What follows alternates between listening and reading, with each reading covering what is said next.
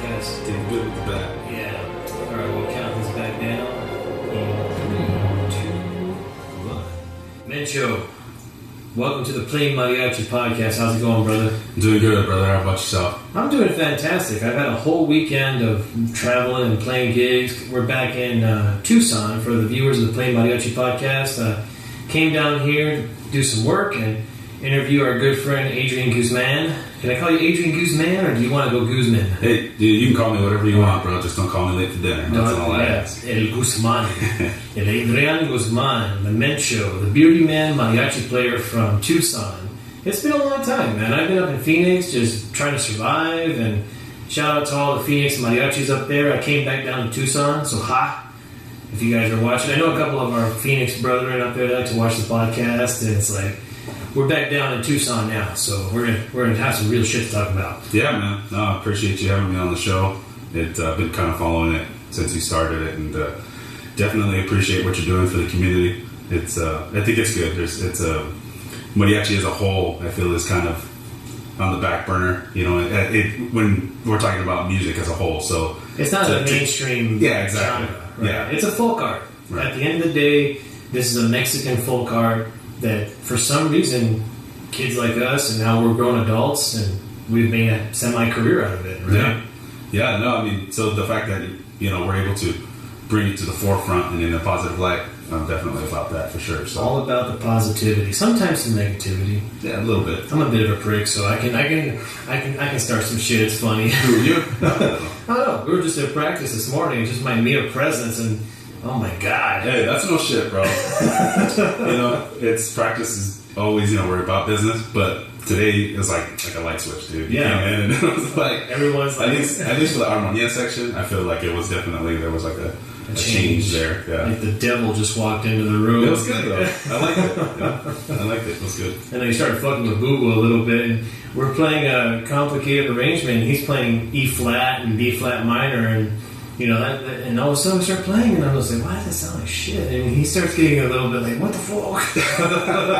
Yeah, dude. Did you even notice? I didn't even notice that you were messing with his tuners. That was probably some of my best work. I try to do that at gigs and shit every once in a while just to mess with him. People, yeah. But it's hard because he's always to my left, so you can't really get him. Yeah, so every once in a while, for whatever reason, if we change it up and I'm on his left, I'm able to kind of do that. But he always catches me. So today, I'm actually pretty proud of myself. I was able to get in there. And I think it is my fault to our Tapatio members that had to hear that, and it was funny. It disrupted the practice a little bit, but when I went to go use the bathroom and I came back, I remember I was fucking with your clavicas a little bit, just like, hey. Yeah. So I started that. And I started it, man. Because I put the idea right back in your head, I bet. And it's just like, ooh, yeah. There's Boo Boo right there. Let's fuck with him. Yeah, you were like the older brother that's like instigating. Instigator, like, hey, how about this? Try this a little bit. Yeah.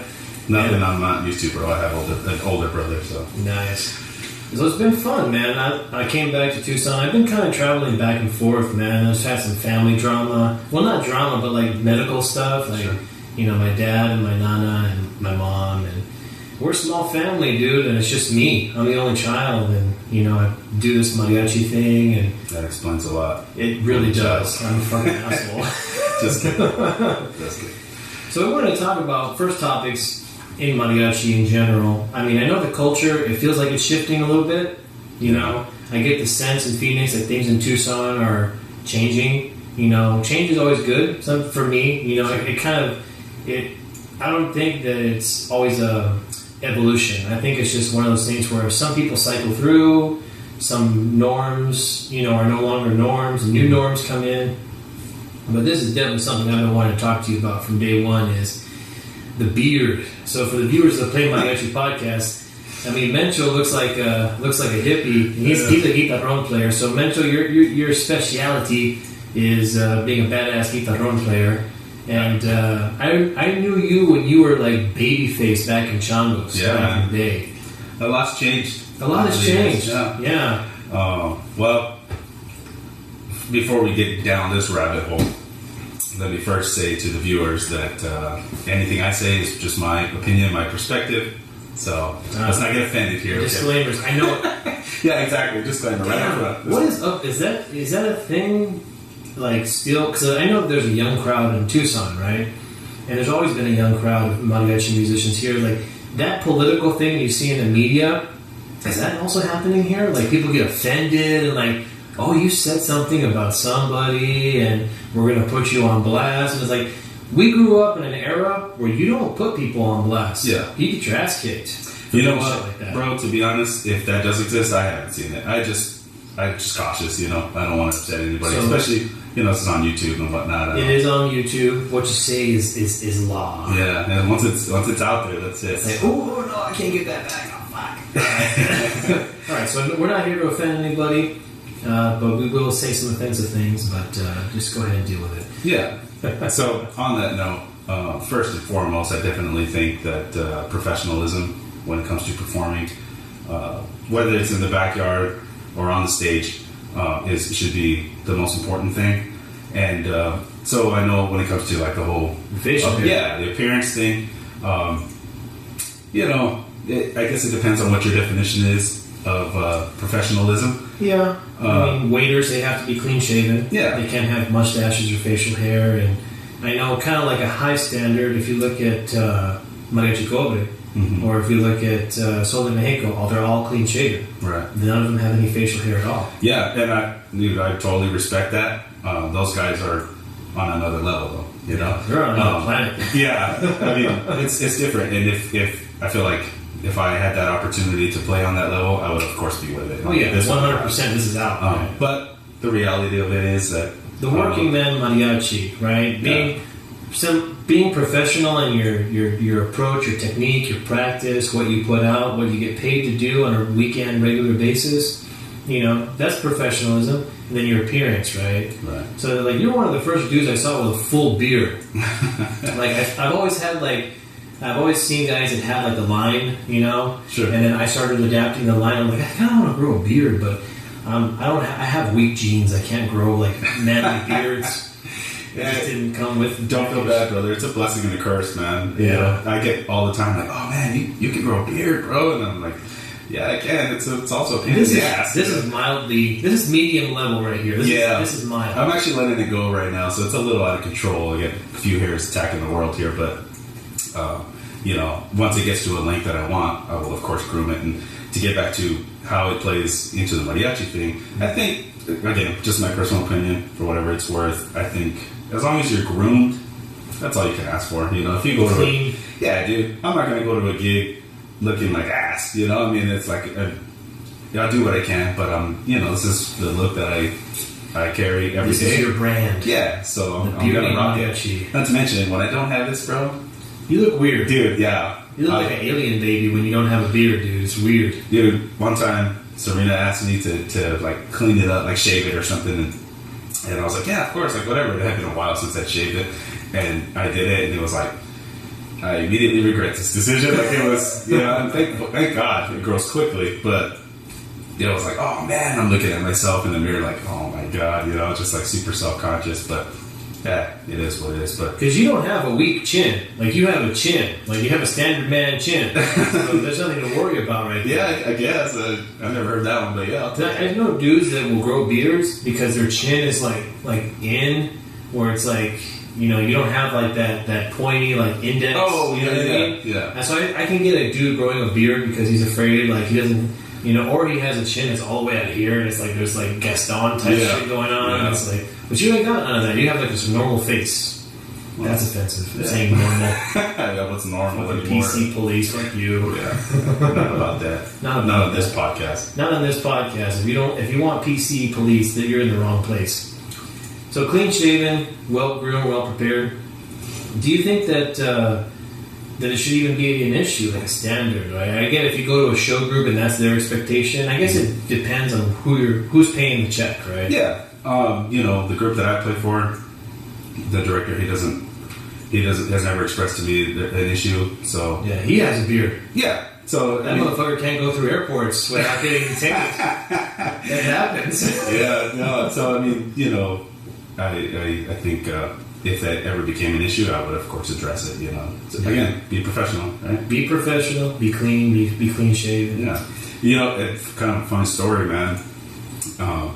When I first got back into playing, so without getting into all my history and stuff, like you kind of know. We'll get there. We'll get there.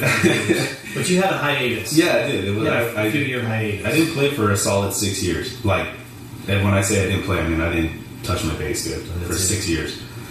And you know that was partially due to the fact that I was, you know, in the early stages of progressing in my career. Yeah, you didn't have time for that. Yeah, I just didn't. And so when I came back, it was kind of like it just came out of left field, man. I got a call from a buddy to play at La Fuente, which I don't think is.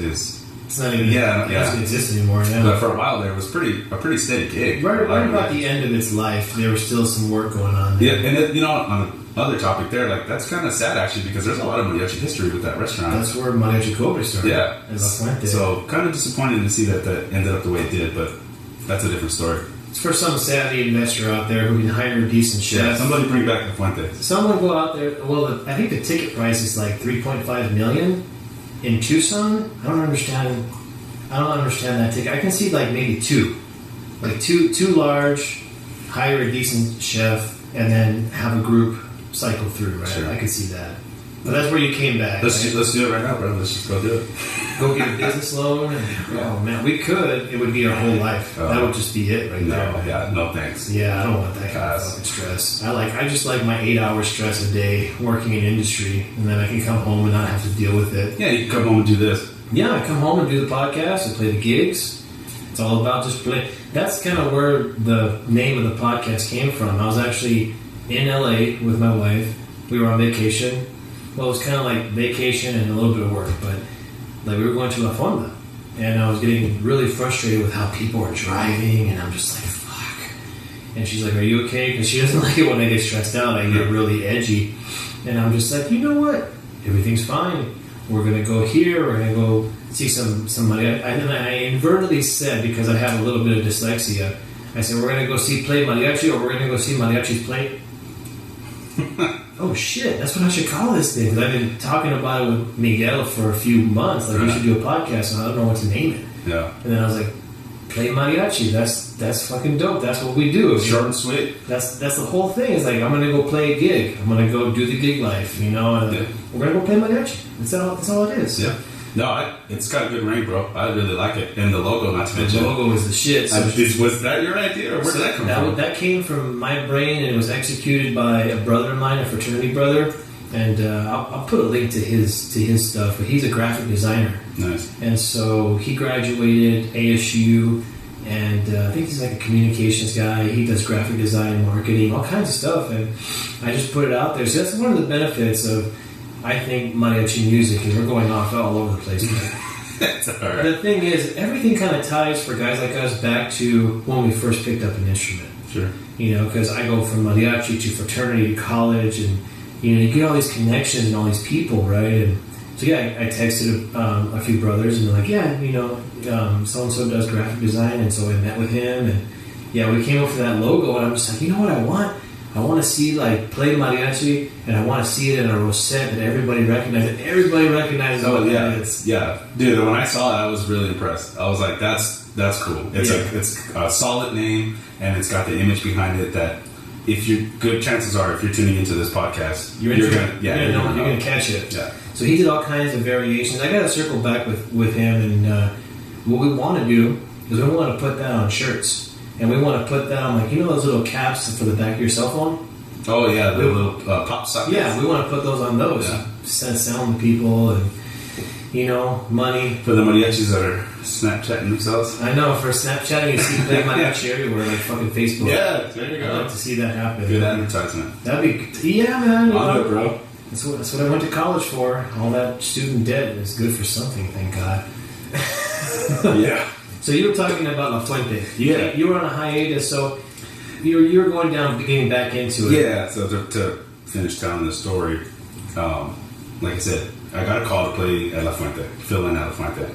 Totally left field. Keep in mind, 6 years, right? I've been just working every day, and, you know, my job, like, I'm outside. I'm tired. Yeah, so, like, I didn't look the best, and it was literally, like, a last-minute call. Like, in fact, I got the call, and I had to tell him, like, hey, I can go, but I'm going to probably be like a solid hour late because I'm not home. I got to get home. I got to find my traje. Hopefully it fits. And then, and then get over there. And so he's like, yeah, that's fine, man, just get here. And so I went and I did that, and man, it looked god-awful, bro. Like, my beard was like, you've seen Forrest Gump? Yeah, he's running. Yeah, dude. I mean, maybe not quite that bad, but it was bad. And my hair was just all over the place, and I'm like, I walk in, and I'm like super psyched to play, because it's been 6 years, and I'm just like, I'm excited, I'm scared to play, it's been like, of course, it's just La Fuente, but, you want to not suck. Yeah, exactly, so then here, I can imagine the way it must have looked, I walk in, they're like, who the heck is this dude, looking like a bum over here playing, When they keep that run, it's like, man, what are they bringing in these days? Yeah, dude, it's like, they just anybody could become a mariachi, I guess, I don't know. And that's a good point. In Phoenix, where I live now, you see that. You see dudes come in, and they look like shite. I wouldn't know, man. They look like they haven't taken a bath in like 2 weeks. I've seen it. Yeah. Not everybody is that bad. Most of the people that know me, that I've worked with and I've taken gigs with, they're super high level professionalism.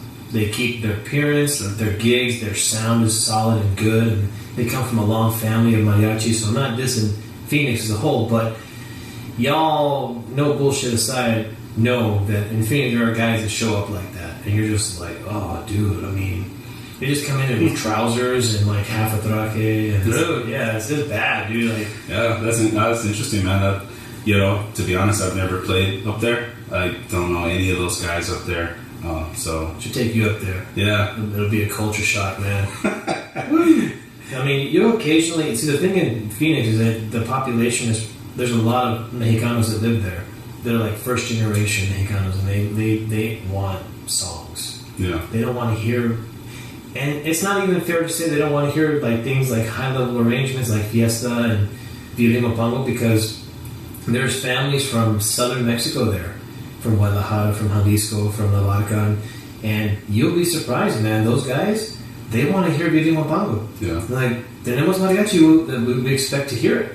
And not everybody can play that level. Yeah. Hardly anyone. I've seen a few attempts, and they fall apart. Well, to just spring it out of nowhere. Even for an organized group. Even our, our group, Tapatio, that we play with, and that I used to play with, I should say. It'll be tough to pull something out like that. Yeah. Oh shit, I kind of know it, but we haven't practiced it, and that's when you start bringing in that angst and that, like, ooh, okay, right? One of our viewers on the PlayMariachi Podcast, he's an older gentleman, and he was raised in Mexico, and he used to watch mariachi bloggers play live, and he shared with us that there was a time where there was a gig. And some people were throwing songs at Vargas. This is like 1970s or 80s Vargas. And they played it because at first they said they didn't know the song. And then people were like, oh, well, we want to hear it, right? And then, okay, well, we huddle around. One guy knows the lyrics, another guy knows the music.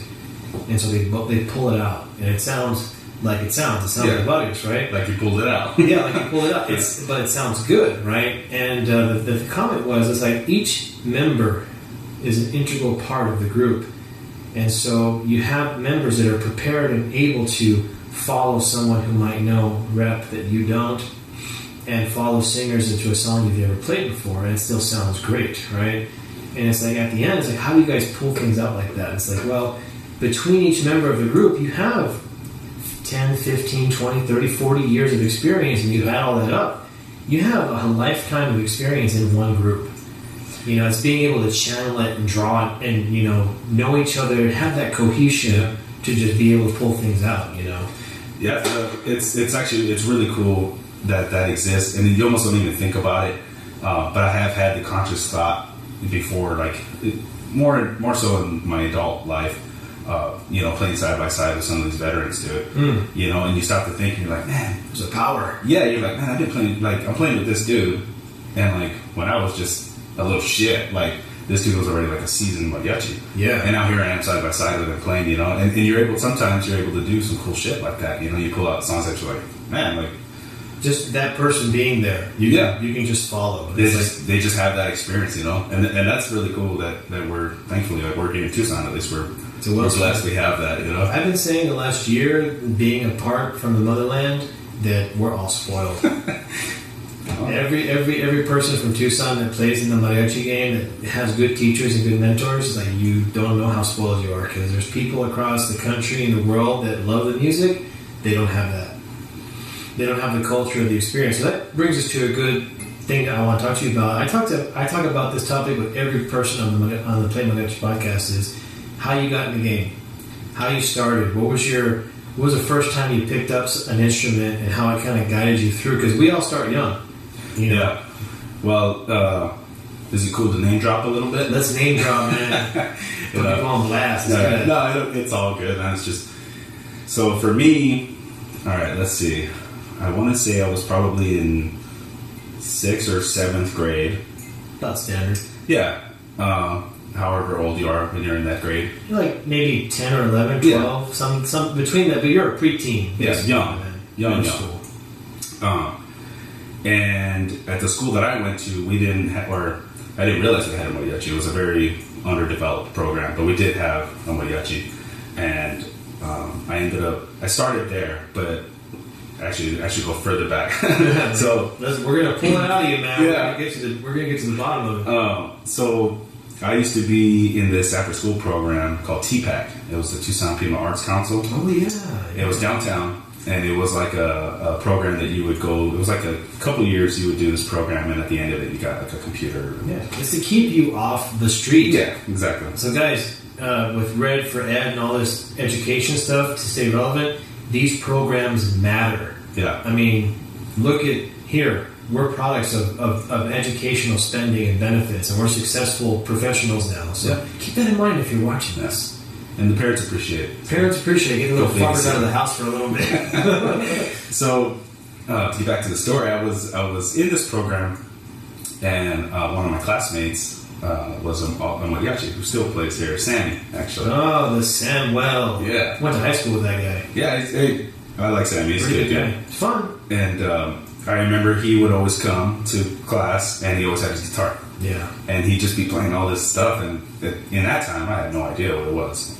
My family, Mexicanos, but we weren't, like, mariachi just wasn't something we were Tejanos, we listened to a lot of Tejano music. And so mariachi was still very foreign to me, but I was just like intrigued, man. Like, he would play, and I was like, man, that's so cool, dude. Like, I just loved it, Mm-hmm. And he would, he'd let me play his guitar and whatnot, and he kind of told me, yeah, man, this is like, this song, whatever. He just played different stuff, yeah. And so on my own, I was like, I'm going to see if we have that at Pister.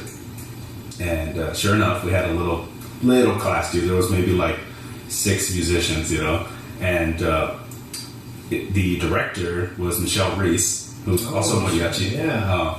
And she kind of, got it going, and Mr. Holmes, he was the assistant principal at the time, and he had a guitarron just laying around, and that's how I ended up getting into guitarron. Was I went to this class, and I was like, hey, Miss Reese, I'm interested, I want to play.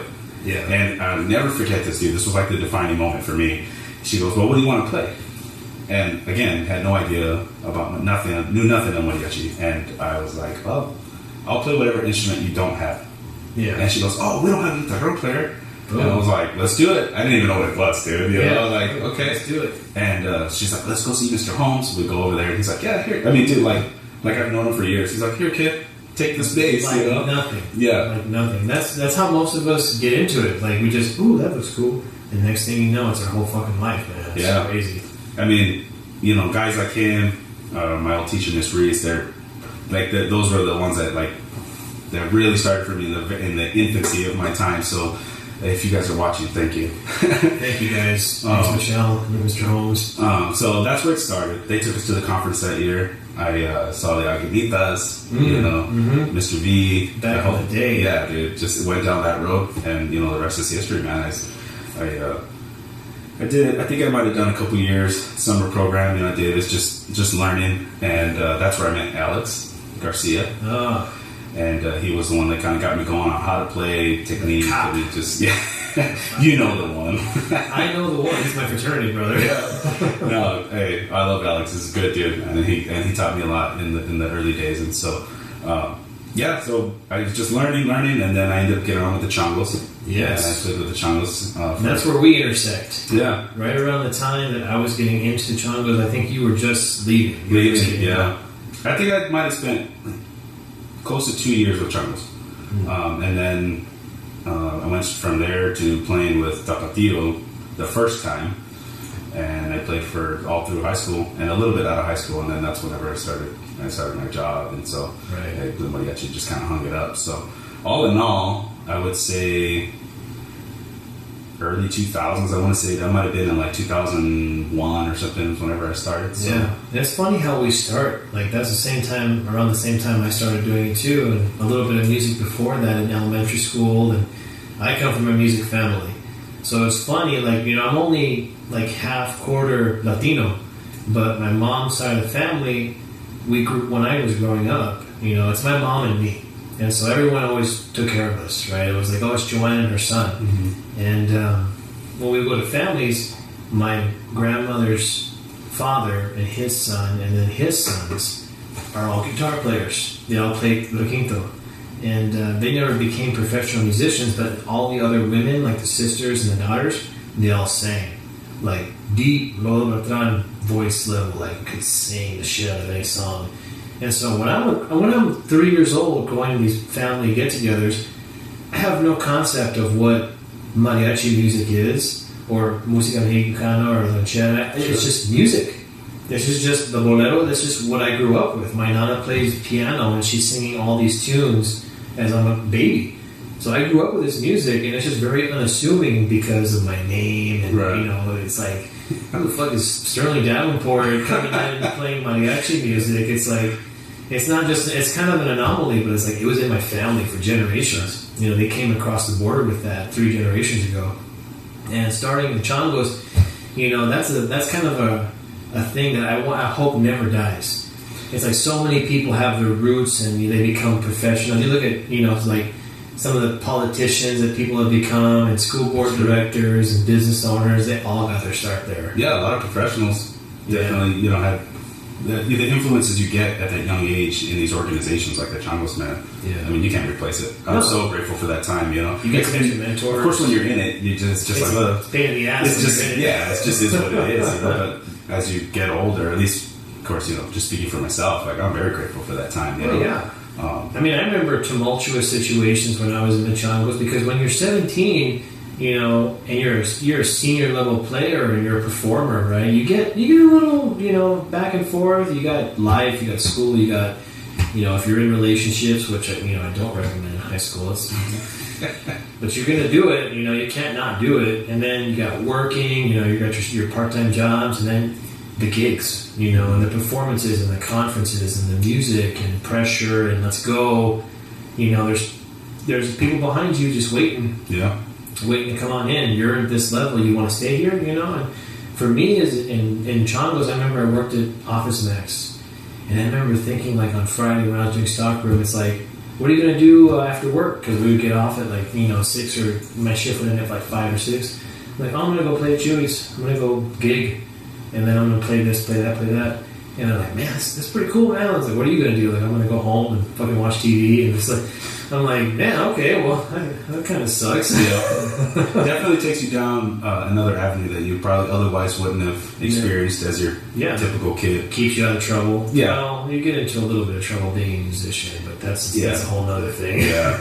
we won't go there. But we won't go there. We'll keep this nice and positive. No, what's funny, man, is that I was actually just talking about this the other day with my wife. Like I said, you experience a lot of things if you go down that path. That you otherwise wouldn't have, I mean, I remember it was like there was plenty of times where I'd go to school, and as soon as class was over at the end of the day, like somebody was waiting for me, jumped in the car, and we had gigs. Yeah. And it was like I have more experiences in my youth with the mariachi guys than I do my peers. Yeah. I've hung out with some of my old buddies and like, man, remember that time we did this and that? And I'm like, I don't think I was even there, bro. Like I don't even know who you're talking about. I mean, I had a gig that day. Yeah, and this was in the early 2000s or mid 2000s. So I mean, back then, before the economy tanked, like work was good. Yeah, I mean, every weekend. Yeah, people had money. People were like, you played for everything. And that's one thing I noticed about, and I was telling some of my I call them OTMs, other than Mexican. friends and coworkers, and I say, how does the culture happen where someone hires a mariachi to go play for a thing, right?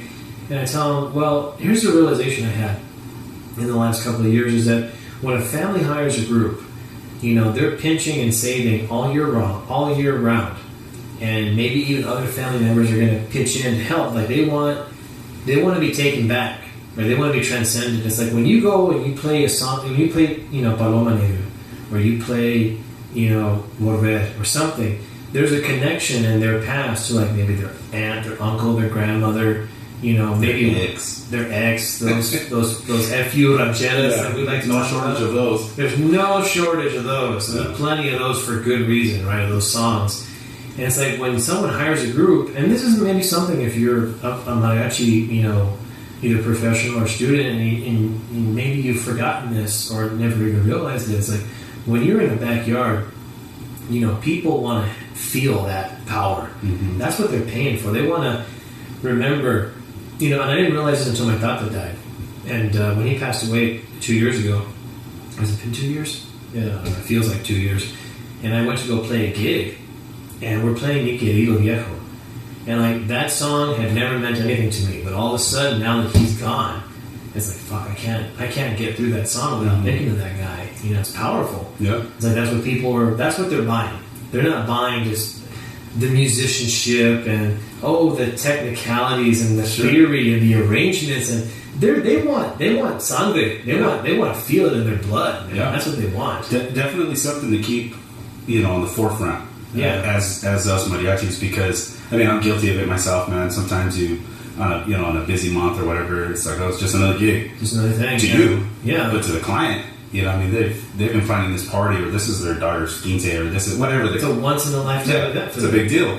And so us, again, tying it back into like the whole professionalism thing, it's our obligation to give them that, like to deliver on our end what, that feeling that they paid us for. That emotional connection. And I think that's part of being a professional, man. It's like you might not be having a great day or whatever, but you're being paid to be there and, give them a product. Yeah. Bring it. And so I think that just takes time, man, because you know how it is, dude. When you're young, one, you don't even have life experiences to begin with. You've barely you've barely broken up with your ex. Yeah. Well, your first one. Yeah. It's like, you don't know anything, so songs like that don't mean nothing to you. No. Necessarily, you want to play Cascabel. Yeah. That's all. It's good. I'm working with Miguel in Phoenix to teach some students, and I don't know if they're listening to this, but that is frustrating as an older person when you see this kid who wants to play all this stuff that they're not ready for, and it's like, let's get back to what this is, right? And that's your job as an instructor, is to try to get them as close to that authenticity as possible. And it's like, can we play Cascabel? Yeah, we can play it all day, right? I'll show you 15 different ways and 100,000 different manicos to do whatever you want to do. But the root of it, you can get real deep, and I've gotten deep, and I won't get that deep here, but when I was at the U of A, I was lucky to be in the ethnomusicology department with my music degree, and the U of A has just scores and scores of recordings and music and everything from Miguel Aceves Mejia to some random, Tlancocani, like group and recording that's been on a cassette or just like archived? Just archived. And so, like public access or what? If you're a student, you can access it. You can check them out. And so what I did is I would check out CDs, and I would download them all to my iTunes, because you can still do that. I don't know if you can still these days, but I would do that and download them all to my computer. And so I had this library of all kinds of like Huastecos and Sones and all kinds of random music, and all like the Lucha Villa and all these songs that I would listen to. And I would just go back and back and back. So now, in professional life, when someone calls a song like that, I'm like, dun, dun, dun, dun, dun, dun, dun, dun, dun, dun, dun, dun. Okay, I know how it goes. All right, so I can get through it if I'm on bass or if I'm on guitar or whatever.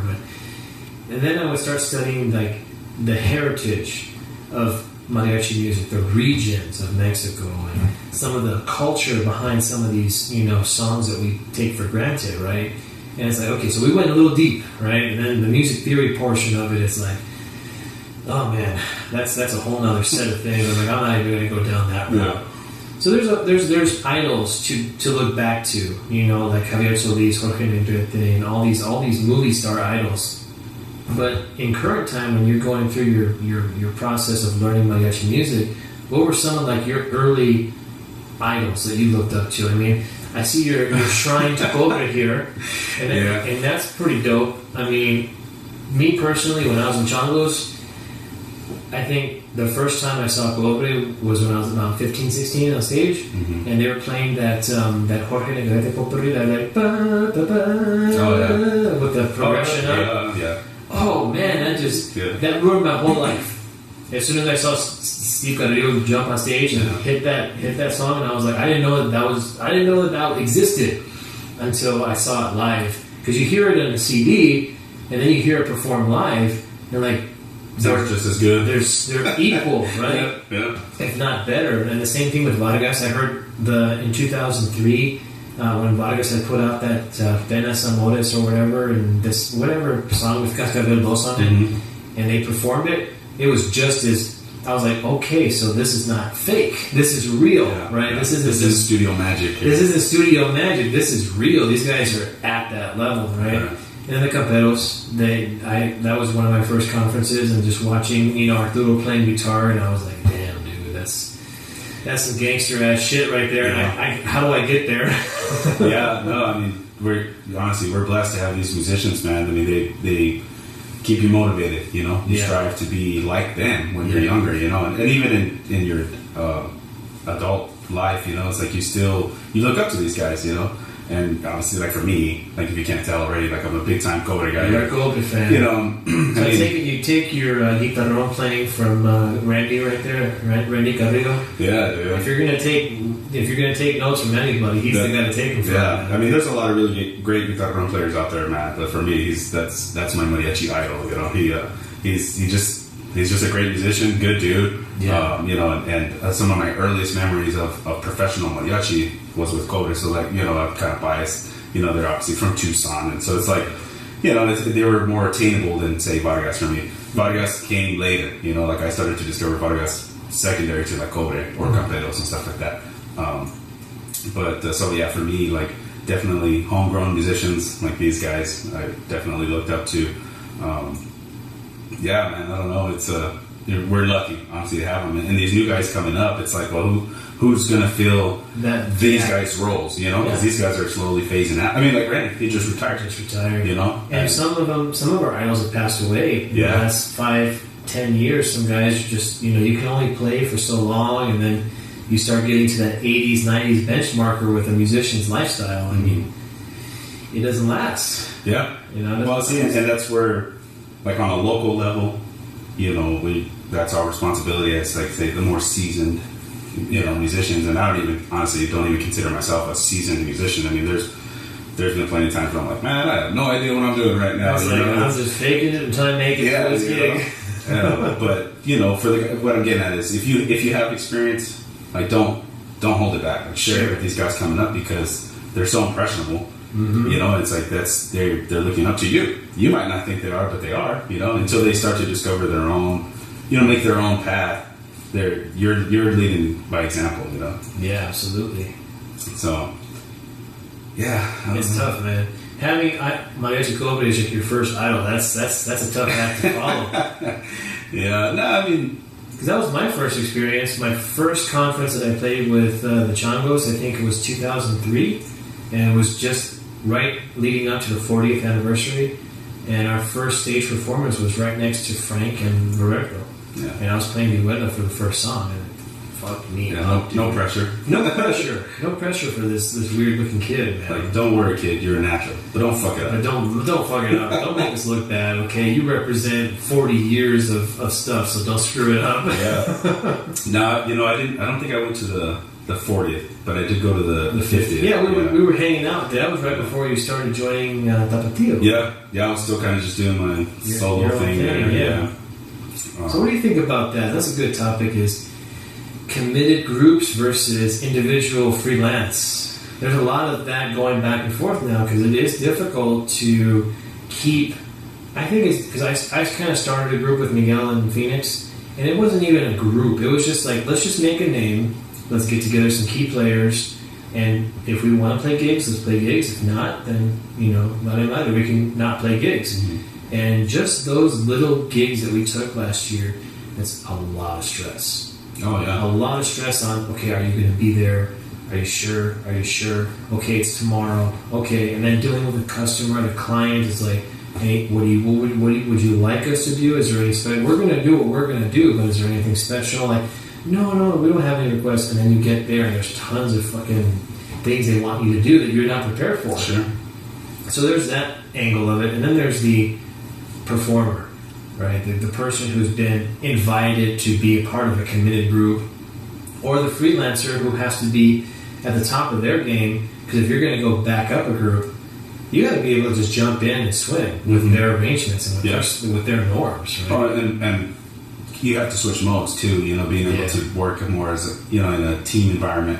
Yeah, as opposed to just I'm just doing my own thing. Yeah, we'll play whatever, and that's one thing, and then you have to adjust to levels. Like so in Phoenix, like. Sometimes I have to quiet down if I'm playing guitar. If I'm playing bass, sometimes I just gotta I'm not trying to drive anything as a bass player with other groups because they have their own set mode, be it right or wrong. And so any run that I try to play, they're not going to pick up on it. And I'm like, why even press it? Right? Sure. Let's just try to make it consistent so it doesn't fall apart. But what do you think about that, man? Like committed groups, that like you've been in most of your time as a musician has been with a committed group. Yeah, a little bit of freelance here. Yeah, no, I definitely have been, part of an organized thing most of my mariachi career. I don't know, and it's interesting that you bring that up because, at least specifically here in Tucson, within the past 2 years, it's that's been like a huge cultural change here. Really? Yeah. I don't want to say it, put it out there, but it's almost like the organized thing is like slowly becoming a thing of the past. Like it seems like a lot of the musicians that are currently here playing, they like doing the freelance thing, right? And it just is what it is. I personally don't see an issue with it. I mean, you got to do what's right for you, and a lot of these. Money is easier to come by when you're not committed. Yeah, I mean... No pressure, no stress. Again, we're blessed here in Tucson. There's no shortage of work for mariachis. So for guys that are able to freelance like that, it's... Pretty good for them. Yeah, it's they can make a decent wage, And so, I'm not against it. I really honestly don't really have an opinion on it. I just, me personally, I've always enjoyed being part of something that's organized. It's just... I like security. That's just me. On a personal level, I like... knowing the people that you're working with, having that one-to-one with everybody. And I get that in a group. It's like, okay, we have practice. I know I can plan my life, including the mariachi. It's not up in the air all the time because, I could be playing one of these restaurants this weekend or whatever. It's just, I know what I got going on, That's a whole other thing, man, because I mostly do freelance in Phoenix now. And so I'm pretty much for whoever wants to hire. And that is kind of stressful. It's like, I don't know where I'm going to be. Yeah. I don't know what my lineup is going to be. But you did a lot of that here. Yeah, I did. At least you have that experience. You're able to do that. I was able to do that. I was lucky that I started doing that early. I was about 19, right after graduating, and I was with Cuba de Cis group, and then I was with a few other groups, and in between, I was pretty much just like, whatever you guys want to do. I wanted to test it. I'm like, I'm not that good. Yeah. I only know what I know because of these guys and because of who taught us. So let's test it. Let's put it out there. And that was a rough couple of months because I had just gotten off of a 6-month hiatus. I didn't take 6 years, but I got into it with a few groups. I wasn't happy. And then I went and played with the mentors group, and that fell apart real quickly, and then we parted ways. And then I just said, I'm done with this. I'm not going to do this anymore. I'm just going to work and have a steady paycheck and no stress and no people. And I took about maybe 4 to 6 months of no playing.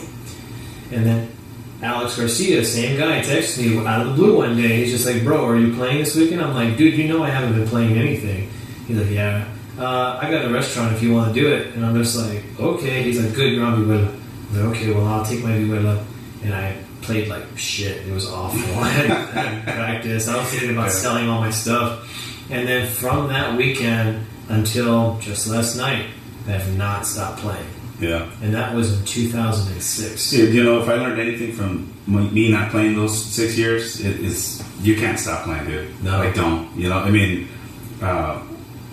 you know, not that I'm like this super badass musician or nothing like that, but it's in me, you know, I gotta be playing. Like, I remember, I was definitely distracted, you know, focusing on my career in those 6 years, but there was always like just a part of me like missing, you know? Yeah. And so that's definitely one thing that I've learned is you can't stop completely. Don't stop. Don't, yeah. Just play mariachi. If you play mariachi, man, I love that title, man. That's fucking genius. That's good, bro. I'm not that smart, but I occasionally have my moments where I'm just like, God damn, I'm glad my brain works.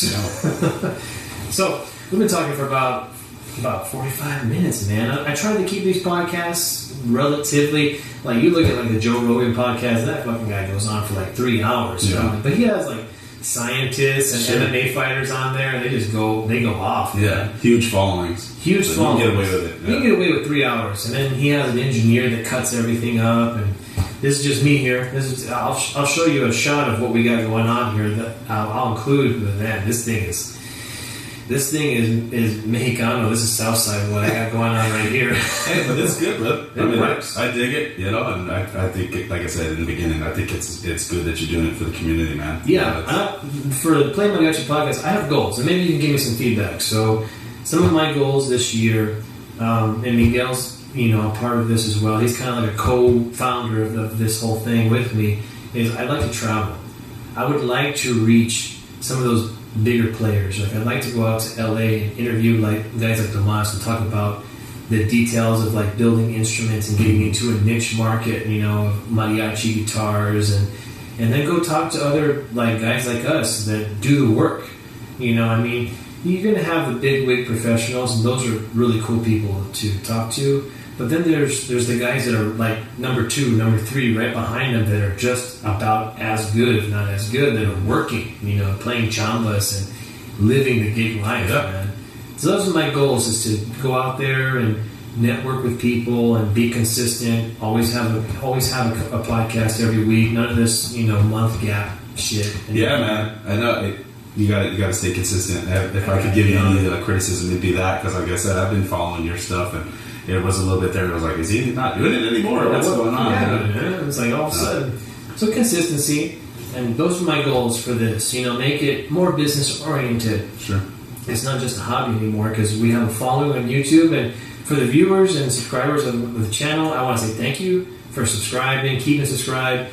You know, that's really what drives traffic to anything, is just having people watching, getting eyes on it. And so lastly, I've been wanting to talk about this for a while, and you seem to be a bit of a connoisseur of instruments. As you guys can see up here, we've got a shrine of Morales Duenas here. And a candelas right there. And there's a candelas at the end. It's a really nice one. Yeah. So, instruments for mariachi. Armonia players, guitars. I get into the weeds on this stuff about what is acceptable for a mariachi guitar. There's sides of like classical, flamenco. You've seen my mariachi guitar that Tomas Delgado built, and that thing, I can't find a match or an equal or something to surpass it in a classical world. Like, no bullshit. Well, that's specifically designed to do that, to produce that kind of sound. Yeah, yeah, and it's really unique that you can actually envision something sound wise and achieve it, right? And it's consistent all the time. And I'm just like, that's why I got that damn thing. And I'll be honest. Let me be honest, 100%. I got my first guitar from Candelas Guitars, and that was when I was in Changos. And he built me a mariachi guitar when I was 16, 17 years old that I paid for from playing gigs that I wasn't supposed to be playing back in the day, and saving up some of my money from my job, and then my family kind of supplemented the rest. And you've seen that guitar, that like vine red guitar, and that was my first. I'm spoiled. I'm a spoiled brat, man. That was my entry level into it, and I'm just like, damn. And so I was skeptical at first when he came out with the new line. Not skeptical, but like, I wonder if it's gonna be, because I collect all his family stuff. Yeah. Like, you've seen some of my old. Oh yeah, no, I'm definitely familiar with your collection. My collection, yeah, man. Like, I got like guitars from his great grandfather, from his great uncle, his father, And those things are really hard to find equals to. You can find them, but like at concert Spanish guitar level, that you know, if you want a Conde guitar or a Ramirez guitar or a Miguel Rodriguez guitar or, you know, some of these other, like a French, you know, Friedrich guitar, you're talking about 12 G's, 10 G's maybe. A used one maybe 7 to 8, you know, a really old used one from a player maybe 4 to 6 grand, right? Yeah. You know, that's expensive shit, man, and I can't find anything cheaper, and I'm looking every day, and I'm not just looking at what they're selling for, I'm like, on what they're going for. What are people paying for this shit? Oh, yeah. And they're paying it. Yeah, that usually drives up the cost higher than what they're probably truly actually valued at. Yeah, people will pay for it, right? And so I found equals from other builders from his dad and his grandfather's work, his great uncle. So I brought some of their work to his shop when I bought the mariachi guitar, because I was going to ask him to restore an old flamenco guitar. You've seen that one. That one's badass. And I played his mariachi guitar line. I played like the one I have and then the one higher. And then I'm playing his father's guitar that he built. And I'm feeling the differences, right? And I'm like, geez, man, his stuff he's putting out right now is like that much better than what his dad was making back in the day. And that was impressive. I was like, I can feel it. Like, I can feel a noticeable difference. I can hear it. I can hear the resonance. And it's like, it is... But when you're talking like at those high levels, because his dad's work is not marginal. It is high level, right? Yeah. And so you're like the law of diminishing returns, right? You're getting just a little higher. And I was like, damn, all right, I'm buying one. I walked out that day with one of his mariachi guitars, the one that I have. Yeah, no, that's a beautiful guitar, man. As long as you walked into practice earlier and pulled it out, and I'm like, oh, yes, this is going to be good. This is going to be a good one. Yeah. This is going to be a good practice. Yeah. Aside from all the shenanigans, sorry about that. You're watching this, I'm sorry. No, dude, I mean, you know, for me, you know, I'm not quite as much of a connoisseur as you are. But you've definitely dabbled in some collecting. So yeah. how have you gone about acquiring some of your collection here? And what do you think? I mean, is Morales just the standard? Like, I know there's a lot of other guys out there, like for guitarron, vihuela, and golpe. Sure. But, like, what do you think about, like, when you're chasing down stuff like this? Well, so there's a lot of really talented luthiers out there anymore. And it's, you know, I almost don't even want to like drop names. I know yeah. Tread softly. There's some things there. I mean, everybody knows what Morales brings to the table. Sure. And some of it, not for nothing, but some of the Roberto's Morales, you know, he's passed, you know, respectfully. Some of his stuff was hit and miss too. Oh yeah, no, I mean, nobody's perfect, dude. I've definitely heard some Morales that you're like, oh, like, yeah. I mean, I don't know if I've ever heard a Morales that I was like, oh god, you know, like it's a shoebox. I mean, they all have qualities, you know. Some are better. Some are better, definitely, yeah. For me, I mean, I mostly have Morales stuff here, mostly because, you know, coming up in the mariachi scene here in Tucson, you're just plugged all the time, like, oh, Morales is the best. I mean, and for many years, they kind of like exclusively were the only manufacturer that was making guitarrones and vihuelas. Yeah. Or at least that I'm aware of, you know. And so it just has that novelty. Candelas, right? You know, and so for years and years, dude, I was like, man, I gotta get him one else. It was like a childhood thing that I just like, I wanted one. It's like when you're a kid and you don't get the Batmobile in 1992, you're just like, I want that fucking Batmobile. I don't care how much it costs now. Yeah, dude. I mean, so I finally, kind of a funny story, but I met this lady in San Diego. Oh, I know. Yeah, the chick you're talking. Yeah, she charges an arm and leg for her stuff. Yeah, it was a little crazy, but I mean, for me, man, it just was like the timing was right, and I found this lady on Craigslist, and she had like a ridiculous amount of Morales guitarrons and vihuelas, and so I reached out to her, made a trip down there, and I just like it was just like my opportunity, dude, and I went crazy. Yeah, dude. And so some of these actually are other ones that I've bought over the years, but you bought one for me right there. Yeah, so yours is right there, and your mistake right there. Regret that, man. Yeah. So someday maybe I'll make you an offer you can't refuse. I'll get her back. Well, you know where she's at. But yeah, so I mean, like that one I got off of you. That one up there, actually, I got up there in Phoenix. And for the life of me, I can't remember the guy's name. I know he had a couple brothers, and I think his dad might have also been a mariachi. Contreras. or Cervantes. Marcelino? Yeah. Yeah, I don't know if it's that family. Because Okay. I actually am familiar with the Cervantes family to an extent, because it's actually an extended part of Serena's family. Oh shit! Yeah. You see how connected we are, guys. Let's all just be friends, Yeah. man. Let's all be chill. But anyways, so I bought that vihuela off of that guy in Phoenix, and I actually bought that vihuela and the matching guitarron to go with it. So you're the guy who took that. I had a rumor that someone was selling a set, and I'm like, ooh, I gotta find out who that is. I never did. Yeah, no, so that's where that one came from, and I actually don't have the guitarron for that one anymore. I sold it to a guy in LA. Oh, and nice. it's made its way back around, and now Adrian has that very bass now. Wow. He's got it back. So it's kind of funny how that works out. But yeah, and then that my candelas right there is actually, I mean, it's mine technically, but it's kind of one of those like, I'll hold it for you kind of deals. Yeah, we'll pawn it at zero interest. Yeah, kind of like mine right there. I didn't want to see it end up on Craigslist, you know? Yeah, So, that's horrible. Like when I see stuff like that on Craigslist, I immediately just like, if I have an inkling that I know who originally owned it, I will immediately contact them. Like, I found this. You know, are you selling it, or did someone jack you? Right? Yeah. It's like, all right, what's going on? And if he's like, no, I sold it years ago, bro, I'm like, all right, free game. free game, Yeah. $200 right here. I got cash. Yeah. I'm brutal at negotiating. I don't know if you've seen me in a negotiation. Oh, dude. Woo! We don't even need to talk about that because I get super jealous because you have some luck, dude. I don't even.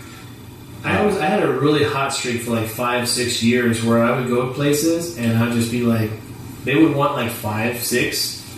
I'd get it for like 2 or 3. I would just take them to the cleaners. And I'm like, what are you going to do? Are you going to hold it for another 6 months until I decide to come back around, or do you want money right now? I play like psychological warfare with people, and it tends to work. Hey, whatever works, right? It's the result of being an only child, and my dating history in the past. It's like you just gotta get that mental game. That mental game is brutal, dude, and I'm like the fucking worst at it. Dude. Yeah. I'll just break you down. Yeah, well, see, and at least you know, with these instruments specifically, like they're attainable, dude. Like you can play that game with somebody that's selling it. You know, it's not like some of those classical guitars or flamenco guitars where you're negotiating in the tens of thousands. Like, come on. It is. It gets tough. I've been successful. The Candelas Rosewood guitar, the Brazilian one that I have, original posting was $8,000, and I got it for way less. Maybe a third of, not even a third, like a quarter of what he was asking for. Maybe just a little bit more, like a quarter and 16/8 or something like that, or 8/16. I don't know which one, but I got it for a steal. Yeah, I mean, we're lucky in that sense, I guess, you know? Yeah. I can have this amount, you know? And, yeah, it's nice. And then, same thing with guitarrons. I actually have more vihuelas than I do guitarrons. But yeah, on the other side of the wall, guys, there's a whole... There typically is. It looks like you've got a couple of them out on loan. Out on loan, yeah. It's like, you're that loan shark for guitarons now. For the other mariachis that I regularly see, I so many times, dude, hey man, when are you going to sell me that vihuela, that one vihuela? At some point or another, have been here and have played what I've got and stuff.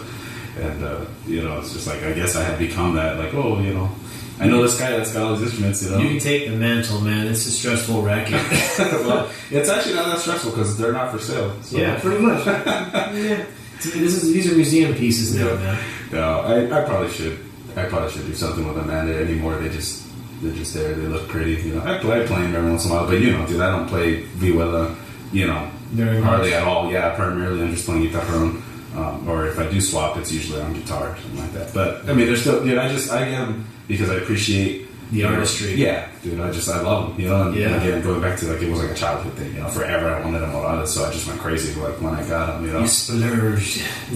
but anymore, I mean, it seems like there's a lot of really nice stuff kind of coming up, dude. Yeah, my thing that I'm looking at now, me personally, is Los Hermanos Mora.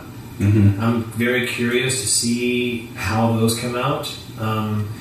There's a few folks on my Facebook that have contacted me, and I'm just like, I haven't reached it back because I feel like it's not really fair for me to go unless I'm prepared to buy. Like, it's kind of a waste of time for both people, right? Yeah. It's like, I have people that I work with, and it's like, they know me, they know when I'm serious about checking something out. If I'm going to buy, I'm going to buy. If it's going to be a payment thing, this, that, the other, it's like, okay, well, here's half. I'm going to go work. Here's the other half. I don't mess around, right? I get down to business, and we clear things quickly, right? I'm just like, let's go. Yeah. I'm like a fucking day trader for Mariachi. You don't go and kick the tires? No, I don't kick tires. I'm like, let's take a ride, bitch. Let's do this. If we're going to do it, we're going to do it. So I haven't reached back to people because like I haven't been prepared for that. And I'm like, okay, but I was asking a few friends, I'm like, what, other than Morales, hey, that's OTM too. What is out there that you guys are finding good, consistent, working things, right? That's what I'm thinking about. I'm like, I'm going to work. Yeah. You know, so that's my next goal. I know Salinas is another brand that people have had success, and that's been hit or miss from my personal experience. I play one, and it's like, it feels like a shoebox with some strings on it, and then I play one, and I'm like, dang, it's going for taking you for a ride. It's awesome. Dude, like, there was a manufacturer, and I probably should know, but I don't. He was a gutiarron player for Nuevo. Oh yeah, recently. Yeah. And I guess he stopped playing with them, and he started his He has a line out there. And so you know what I'm talking about. Yeah, I should know his name. I forget his name too. Yeah. It's like on the tip of my tongue. I'm fucking friends with him on Facebook. I've been seeing a lot of his gutiarrons when he was, and I'm like, man, like they look really nice. So, but that makes me worried. I'm like, do they sound as good as they look? I hope. I mean, they're at least pretty to look at. Yeah. They need to come up into the States, is what I'm getting at. You know, yeah, they need to market us here. Yeah, for sure. If they sound as good as they look, they're going to kill. Yeah. They're going to kill all over the country. It's like, so if you're listening to this podcast and, you know, if you're bilingual, you can, you know, that's another thing I get some shit for. You know, we'll probably wrap this up pretty quick, but like, I'm one of the few guys on YouTube that does mariachi in English. Yeah. Like, I don't know anybody else who does it. Hey, you know what, dude? I personally, I actually appreciate that because you know, dude, like I'm like a disgrace to mariachis, bro. Like I love the music, but I can't speak it, dude. I can't speak Spanish. You can't get it. I mean, I can, dude, but I just like it's not my first language or nothing. So like, you know, I always struggle with it. You know, I try at like all costs to like not be seen in traffic outside of gigs so that people don't approach me and shit. Oh yeah, what was that? And I'm like, oh shit, okay. Here's a business card. Take the business card. No, I mean, talk to me. It's not that bad, but yeah, no, I mean, dude, you know, people are gonna hate all the time. You know. And you know, one of my most recent comments on one of the guitar videos I put out is this dude from Mexico, and he wrote me in Spanish, and I replied back in Spanish, and he was just saying, he's like, I don't understand a word you're saying, but the technique that you're giving me, man, is giving me more than anything else I've ever seen here. And I'm just like, what the fuck, dude? Go check out Zombie's channel, man. That dude is like on another planet. Yeah. That guy is amazing. Dude, you can learn something from anybody. From anybody, and that's what I'm taking. You have to be humble, man. Yes. I feel like a lot of guys think like, oh, unless you're like on the big professional level, like you don't have any business teaching. And it's like, well, not really. I mean, that's not to say you don't have experiences or the ability to teach, something a quality product. You know, I mean, I don't know.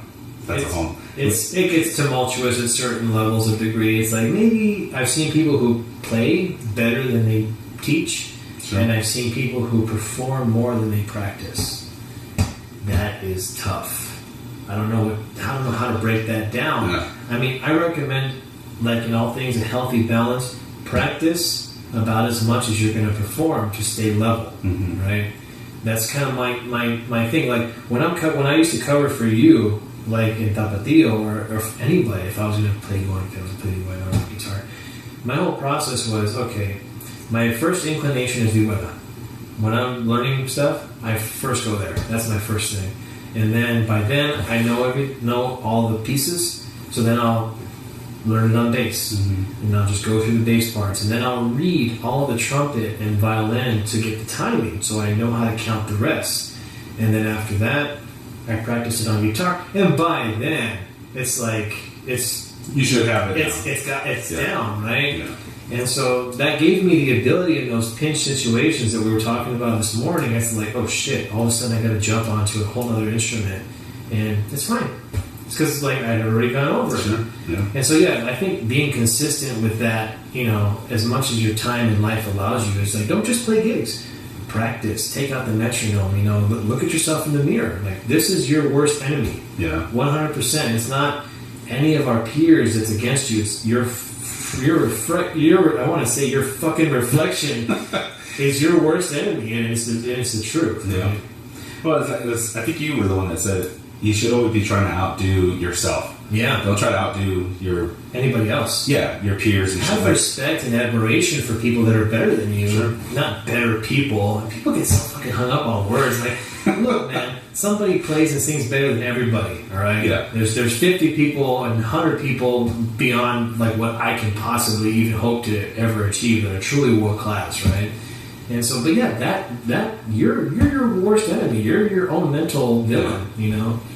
Yeah. No, dude. I mean, I definitely think it helps to, like I said, be humble. Be humble. And be open-minded. You know, like you said, if you're able to say like, oh, there's always somebody better than me, that in itself, it's like, okay, you have the right mindset. You know, yeah. and some of the best musicians that I've ever known, dude, have that mindset. Yeah. You know, and they don't think that they're at the level that they are, and it's like always self-evaluating, always self-checking. It's yeah. like, I gotta stay at this point or more, and I gotta keep pushing for more. Like, I can never stop. Yeah. Right?